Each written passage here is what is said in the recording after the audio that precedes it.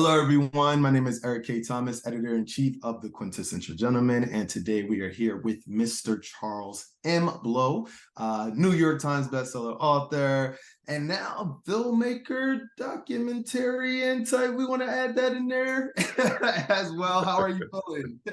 I'm good. How are you?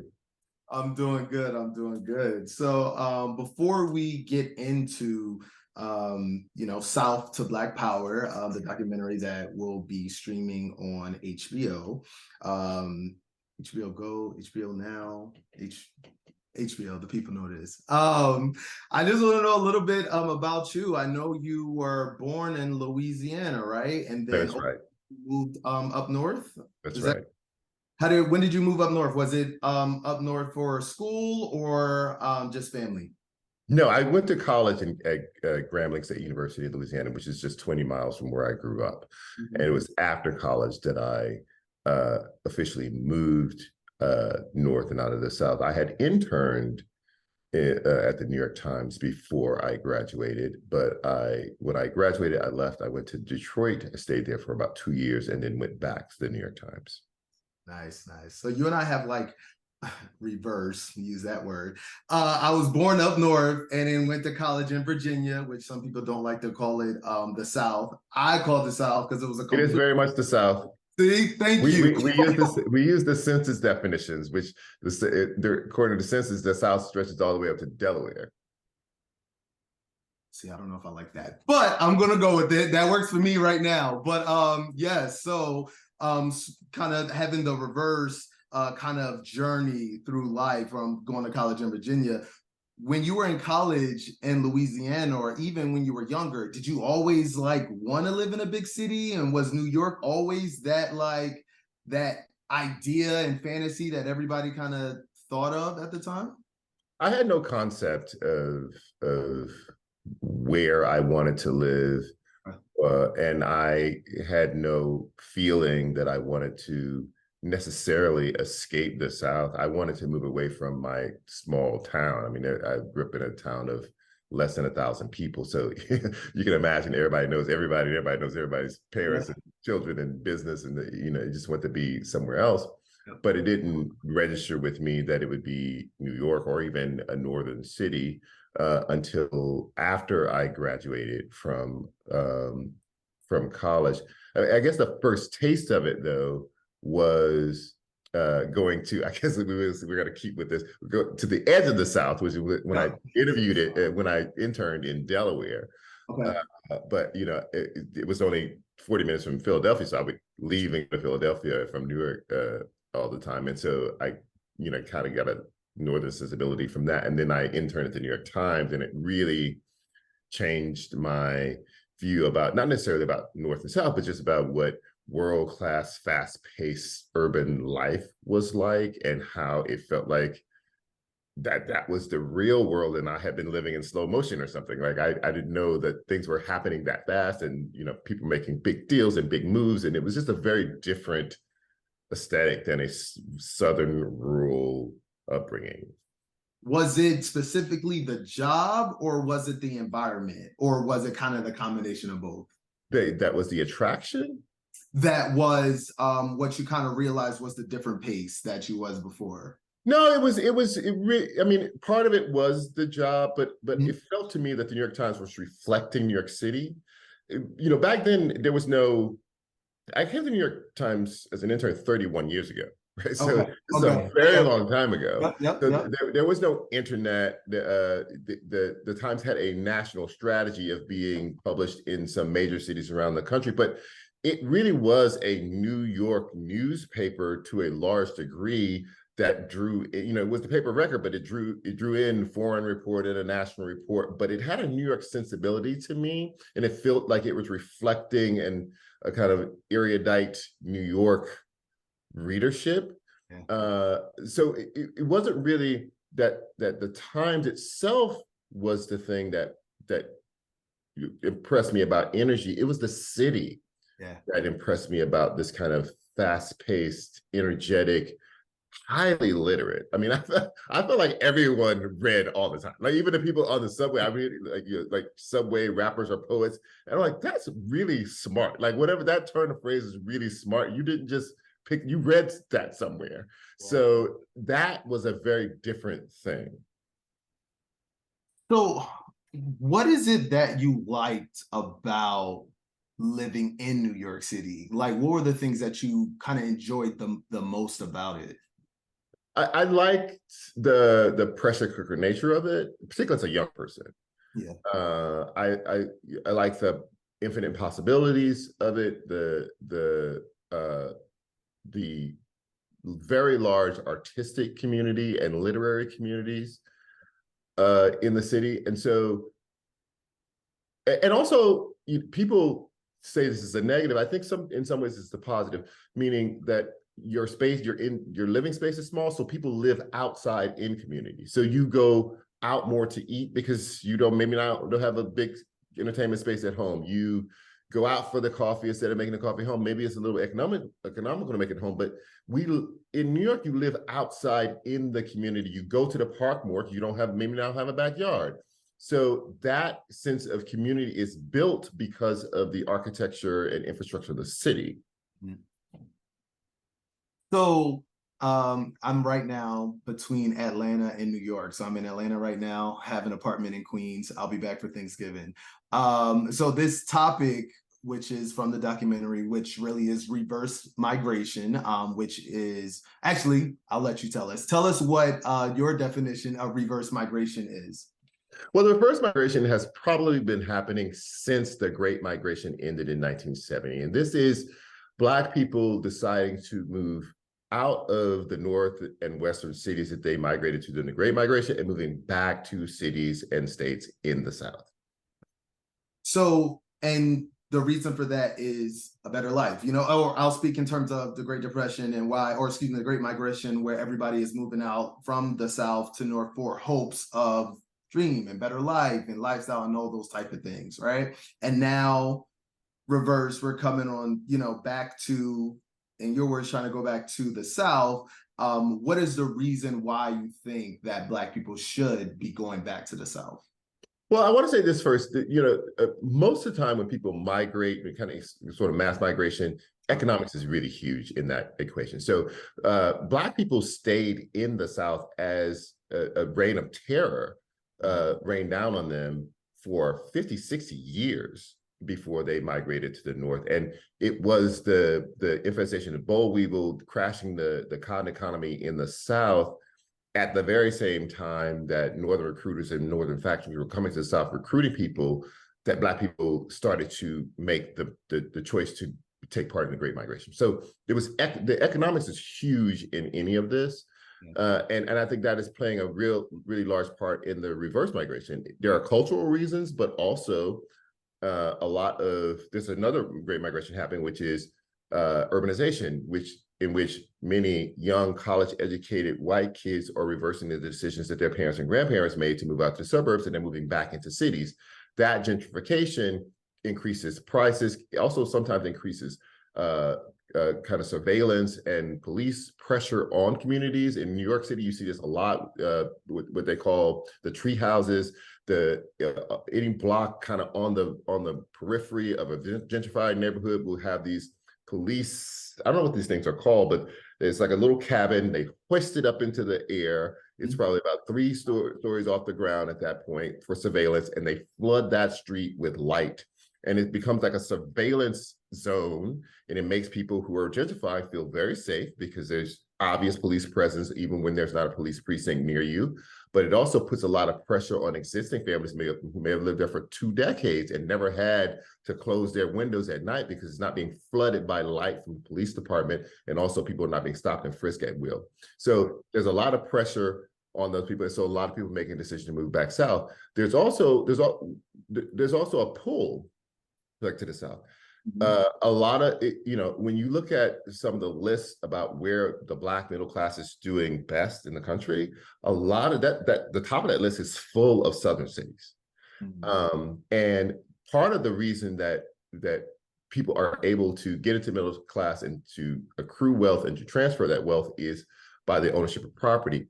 That's becoming increasingly difficult in a lot of our major cities in the North and West because of the prices of properties going through the roof.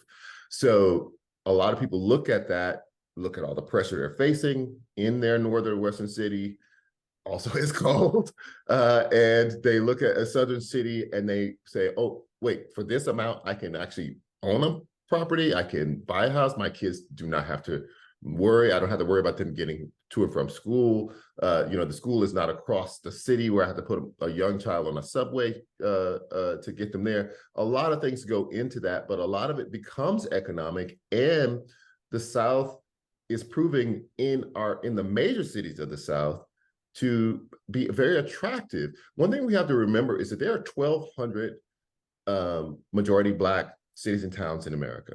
90% of them are in the American South. The municipal South is Black. Mm.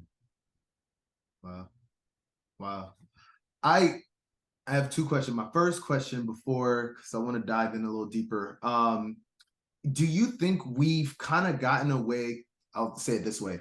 We have a lot of people kind of their conversation around staying in the North is the dollars, right? I'm able to make more money in New York than I will, in Atlanta. Or, if I'm a product designer in New York, I can make, 150,000 versus if I do it in Atlanta, it's 50,000 or whatever the case may be. Do you think that's still the conversation or the argument? Or do you think with the internet and now remote jobs and things like that, that has now changed?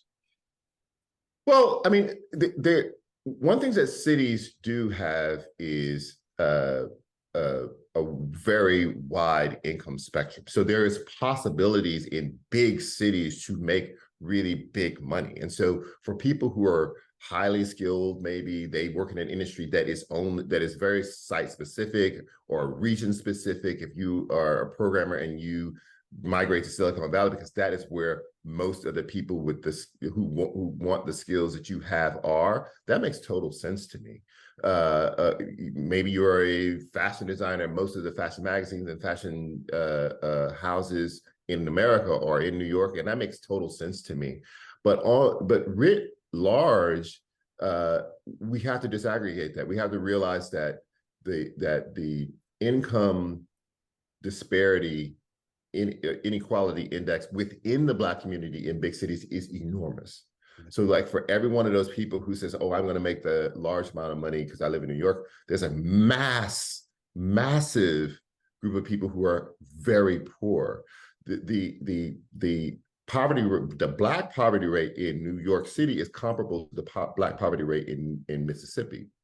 But we don't talk about the Black poor in New York. We talk about the amazing people who make it in New York, the multimillionaires who, the person who's head of this company or head of this institute or head of this foundation, because we want to celebrate the people who made it. But what we don't understand is that there's this kind of caste of Black people who live in, who are refugees when they moved up from the South and live in a quasi-permanent refugee camp in many of these northern cities because they can't break out of it. Their school systems are not equipped to teach their children as best as other kind of just neighboring school districts in the same city. So it becomes a really hard sell. So I always say to people, if you are making it, if you are successful in the city that you're in, if you feel safe, if you feel nurtured, you feel like your culture is celebrated where you are, it feels like you are where you need to be. I am talking to the people who don't feel that. You don't feel safe. You don't feel like all your hard work is allowing you to get ahead. You don't feel like you are celebrated and your culture is celebrated where you are. I'm saying to those people, there are other possibilities. When I've always kind of been in a big city, Philly, New York, Atlanta, Miami, right? But recently I went upstate, a little bit up to like, what is it called? Like the Hamptons, a little bit kind of farther out that side, and had an experience at a restaurant.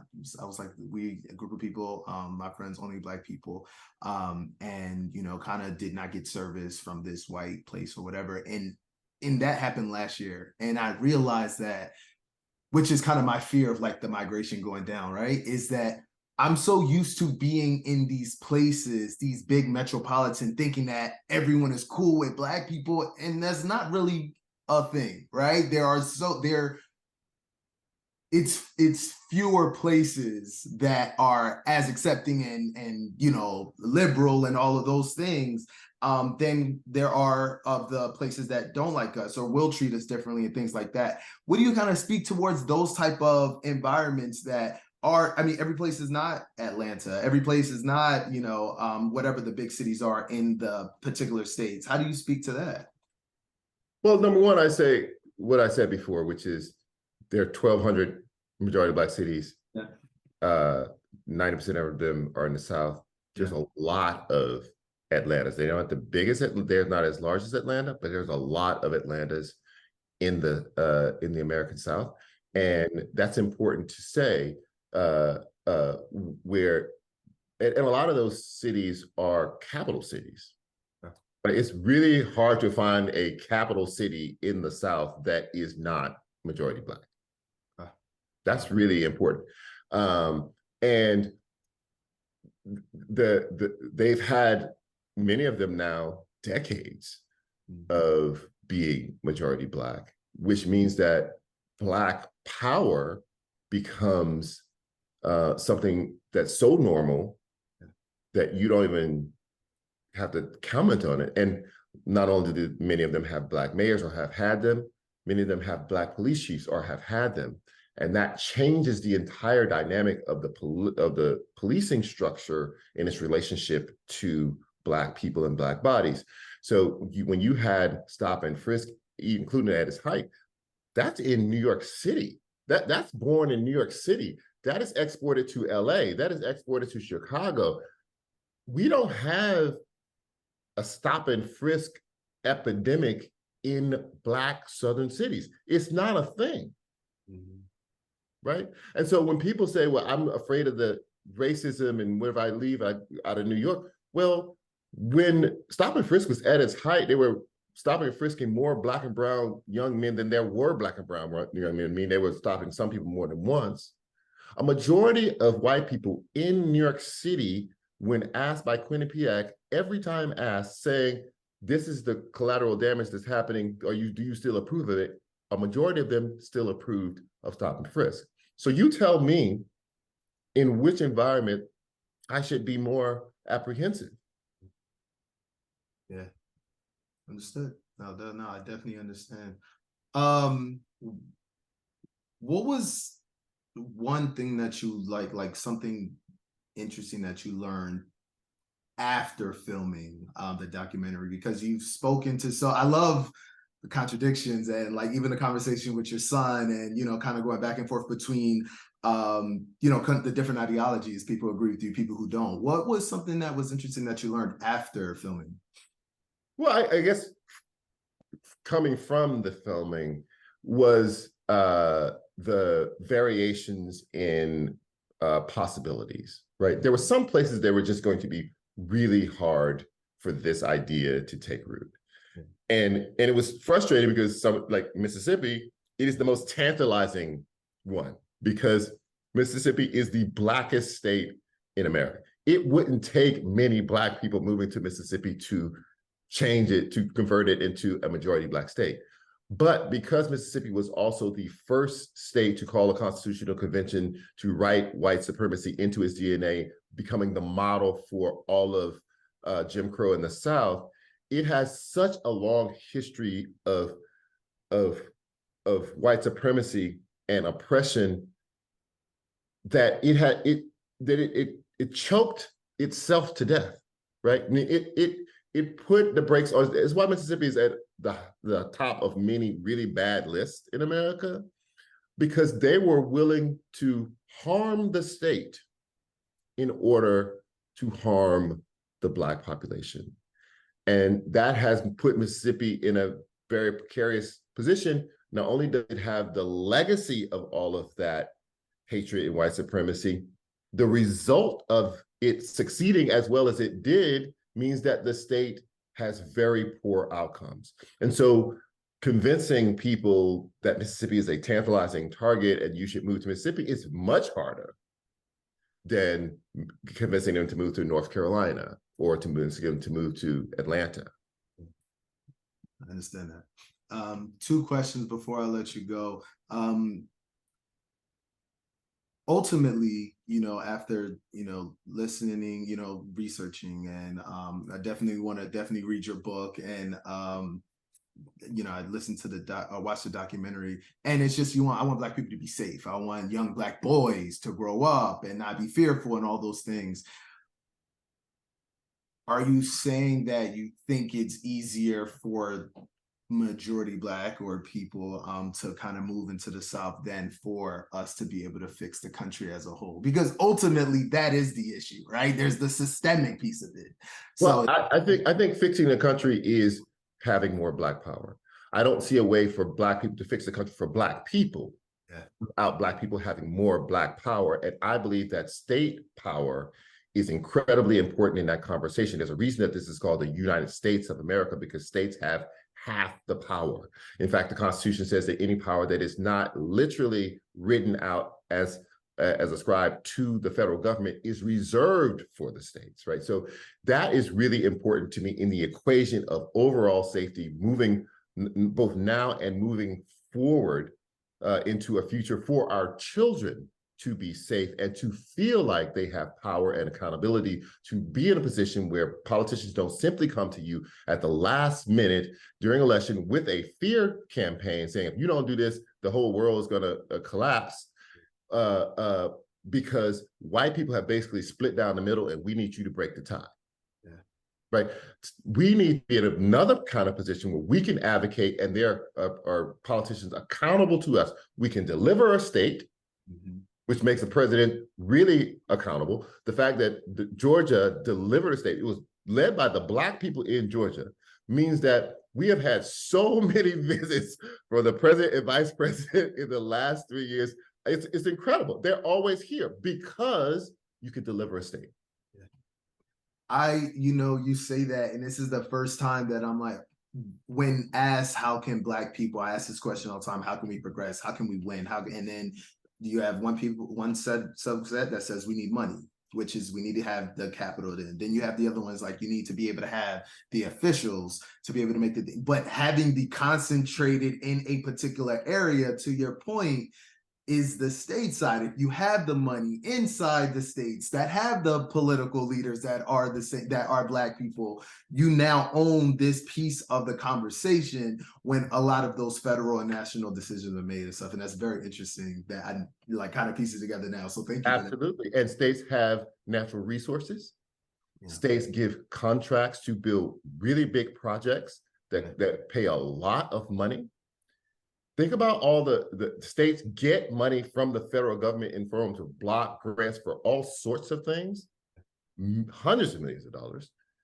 Think about what happens if Black people have more of a say in how a state doles out those contracts, how they teach children, how they take care of the health care of the people in those states, how they build infrastructure. It's a whole game changer. Why do you think now is the right time and can be the right time for this reverse migration to be successful and to happen? Well, I'm just trying to give it an adrenaline boost. It's already happening. Okay. It's already happening. And in fact, in the last census, it was hard to find a major northern or western state that did not lose, northern or western city that did not lose Black population. Some of those people moved out to the suburbs, but many of them moved back to the American South.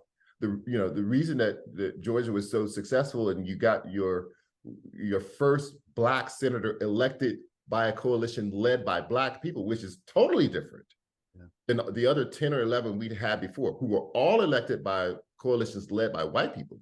Yeah, this one, Raphael Warnock is responsible to the Black people in Georgia.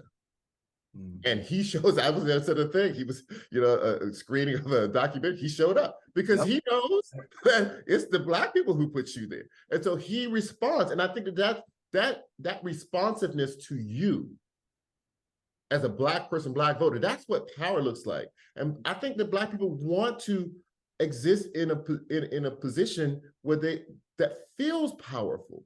Doesn't feel like I'm begging and pleading and marching all the time to convince the people with the power to do right by me.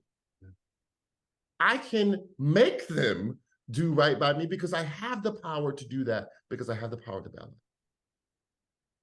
Wow. Oh, you sold me. All right, let me unpack my bags. I'll make Atlanta home. Thank you so much, Mr. Blow. I appreciate it. It was a phenomenal documentary. Can't wait for everyone to see it. It's South to Black Power. It says it comes out end of the month. Do we have a date? 28th, November 28th. November 28th. We will definitely share. Everyone listening, make sure you tune in. It's on HBO. Again, I appreciate it. Thank you for the work. And we're going to definitely have to talk again. It's political year. I'm definitely going to call you. Thank you. Thank you so much. Have a great day.